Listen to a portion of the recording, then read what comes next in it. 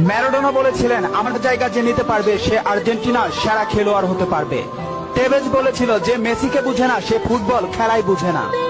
ব্রাজিলের পেলে বলেছিল মেসিকে কখনোই খারাপ খেলতে দেখিনি, সে সবসময় একই ধারে খেলে আসছে।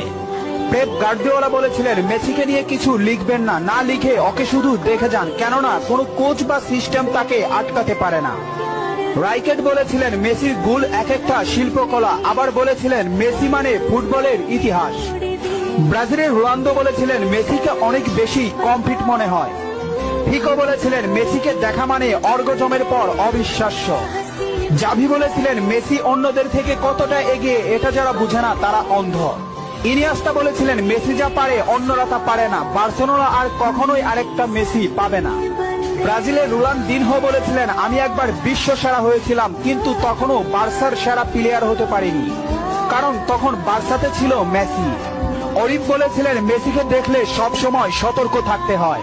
ইব্রাহিম মুভিজ বলেছিলেন মেসির বাঁ পায়ে যথেষ্ট, ডান পায়ের কোনো প্রয়োজনই নেই। খুলিদ বলেছিলেন মেসিকে দেখতে পাচ্ছি বলে আমরা ভাগ্যবান, কারণ মেসি ফুটবলের সৌন্দর্য। রোমারিও বলেছেন ও নিউটন আইনস্টাইনের মতো প্রতিনিয়ত নিজেকে ছাপিয়ে যাচ্ছে।